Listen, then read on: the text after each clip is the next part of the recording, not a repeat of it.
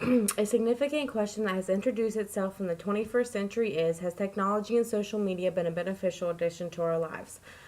Stephen March confirms this in his post on the article Why the Revolution Will Not Be Tweeted, written by Malcolm Gladwell in 2014, posted on Infoworld.com, where he stated that over the past 3 decades, technology and social media have delivered to us a world in which we need not to be out of contact for a fraction of a moment. I created a survey which included the ultimate statement: social media has not been a beneficial addition to my life, followed with the option of 5 responses. Adults 18 to 25 years of age answered strongly disagree 50% of the time, where adults 26 years of age and older answered strongly agree 75% of the time. I previously stated that I found sufficient evidence that supported and opposed my topic. Accordingly, I plan to explain why this statement is not what the eye depicts based on research information. During the 1960s, around the time of the civil rights movements, 4 African American college students from North Carolina protested in the means of a sit-in.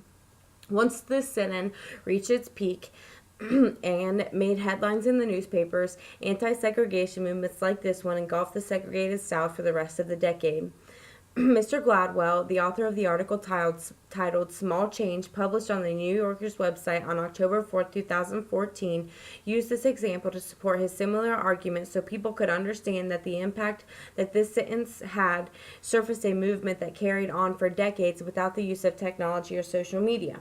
It is disappointing that today's generation of young adults do not have what it takes to break free from the change of technology. College students in the 1960s were not born into the cold era of technology, and so they were never tempted to rely on technology and social media to take a stand for what they believed in. And on the other hand, the young generation of college students that I surveyed were born into this metal era. So when individuals in this day and age stand up for their cause, they do it behind a screen. I chose this topic because the consumed young adults deserve to be informed of their mistake to trust in technology and social media. So today I'm going to cover the several inquiries that need to be discussed to decrease the demand of technology and social media. First, I will address the increased use of technology and social media. Decrease in the use of technology and social media in our country is necessary because we're suffering from the lack of social change. We're suffering from the behavioral habits among young adults, which are displeasing, and our citizens are feeling lonelier than ever.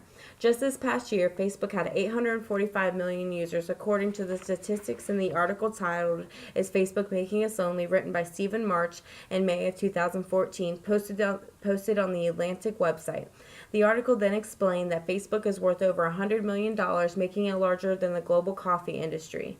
March uses this data to name this unhealthy situation as one addiction surpassing another, which this picture depicts. And then once again, this theory is proven when Casa Columbia in 2014 performed a survey that proved 70% of teenagers ages 12 to 24 spent their time on a social media site daily. This amounts to 17 million teenage users a day. This issue is obviously consuming their lives and resulting in the lack of interest of government issues. So, in the article written by Manuel Castellas, posted on September 8, 2014, titled The Impact of the Internet on Society, A Global Perspective, he confirmed this by stating, online and particularly wireless communication has prevented the pose of social movements to challenge power due to the lack of intellectual communication between civilians. Just like this graph depicts, where it shows that only 9% of people use social networking sites for political reasons. More importantly, this topic is destroying active members of our society. An article written by Emma Stein titled Is Social Media Dependence a Mental Health Issue, posted on the Huffington Post website on May 7, 2014, she sadly recited the news of a horrifying tragedy where a 19-year-old UK resident, Danny Bauman, attempted suicide after being obsessed with taking selfies. Then, in a survey performed by Casa Columbia in 2014, they found that the misuse of technology and social media led to poor behavioral habits among young adults, and this was because the use of social media on a daily basis made them 5 times as likely to use tobacco, 3 times as likely to use alcohol, and twice as likely to use marijuana. Nevertheless, AARP discovered that the issues don't stop there, using the UCLA Loneliness Scale. This scale, created by Russell and Ferguson in 1978, is a series of 20 questions that all begin with the formulation of how often do you feel sad or how often do you feel you're in tune with others. AARP used this survey and found that 35% of adults older than 25 years old are chronically lonely in America. This research goes to show that technology and social media are holding us hostage to ourselves. It also shows that 56% of women and 44% of males are addicted to social media, which was proved also by Brandwatch in 2016 in February on the Technology Review website. This also goes to show that more people are meeting face-to-face less, they are becoming more lazy, choosing to stay at home, not getting together with friends, and that newspapers, local agencies, and music stores are going out of business because their products are now being bought online. And then finally, the most importantly, Know the Net performed a survey as well in 2014 where they posted it on technologyreview.com that if you log on to Facebook, you are 87% more likely to get bullied. So not only is technology and social media increasing everything else in our behavioral habits, but it's also increasing the amount of bullying. So now I will tell you how each and every one of you can solve the root of these matters. There are so many articles online, including the articles I have listed, that not only side with my theory, but identify that too much of our precious time is spent facing a screen. So after reading all this information, take a moment to recognize the issue for what it is. Spend more time talking over the phone. Instead of taking selfies, take group pictures. Monitor closely how much time you're spending updating your status. Avoid using your phone when having an in-person conversation. I've limited my use of my phone to only for emergencies. I don't take selfies. I only take family pictures. Most importantly, get involved in your government and your community. Be knowledgeable of what's going on around you.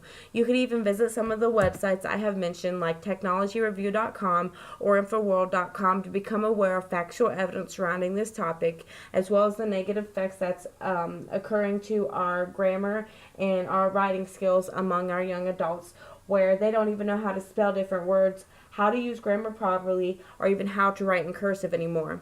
In all honesty, I'm not trying to change your mind about your use of technology and social media. I'm merely trying to show you the impact these items have on every one of us. Moreover, no one can tell the future, but envision yourself in a present world with limited technology like the 1960s. Do you know how to entertain yourself without the use of these shiny metal objects? If our world withheld the same technologies as the 1960s, more meals would be eaten as a family. Our world would be full of healthier, happier people. Less psychiatric doctors would be prescribing depression medication. More people would be involved in politics. There would be less sadness amongst our civilians. There would be less pollution because we'd be using less electricity. Just imagine it: fresh, clean air, refreshing natural water, non-polluted seas, and so much more. Using less technology and social media might as well just save the well-being of our planet. Overall, I hope I have sparked a fire in your mind regarding your individual use and reliance on technology and social media. After listening to my proposal, I hope that if your answer was the fact that you strongly disagree, I hope it has changed. Considering some increments of research that I have described, I hope I have opened your eyes to the harsh reality of this metal era. Remember Stephen March and his articles about Facebook and their $100 billion company. Remember the survey by Casa Columbia in 2014 that 17 million teenagers use social media daily. Remember Manuel Castells confirming that we do not have what it takes to bring about social change in his article, The Impact the Internet on Society, posted on technologyreview.com on September 8, 2014. And most of all, remember the 19-year-old UK resident Danny Bowman, Emma Stein mentioned in her article, Social Media Dependence, a Mental Health Issue, on May 7, 2014. And finally, remember when AARP found that 35% of adults older than 25 are chronically lonely in America. Use this research I have provided and perform your own intuitive research so you can form an opinion of your own. Never forget that while your face is staring at a cell phone screen or a computer monitor, the world is still revolving around you.